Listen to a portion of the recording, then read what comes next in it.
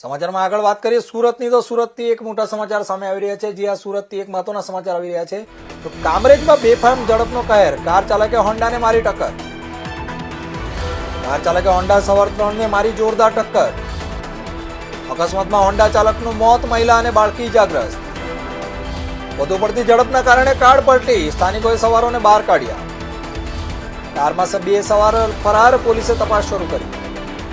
ત્યાં સુરતના કામરેજથી એક અકસ્માતની ઘટના સામે આવી છે. તો કામરેજમાં બેફામ ઝડપનો કહેર સામે આવ્યો છે, જેમાં એક કાર ચાલકે હોન્ડાને ટક્કર મારી હતી. આ કાર ચાલકે હોન્ડા સવાર 3 લોકોને જોરદાર ટક્કર મારી હતી, જેમાં આ ગંભીર અકસ્માતમાં હોન્ડા ચાલકનું મોત નીપજ્યું છે, જ્યારે મહિલા અને બાળકીને ઇજાગ્રસ્ત થયા હતા, જેને સારવાર અર્થે હોસ્પિટલ ખસેડવામાં આવ્યા છે. ઝડપના કારણે આ કારે પલટી મારી હતી, જેથી સ્થાનિકોએ કારમાં સવાર લોકોને બહાર કાઢ્યા હતા. કારમાં 2 સવાર લોકો ફરાર થઈ ગયા છે. પોલીસે હાલ વધુ તપાસ શરૂ કરી છે.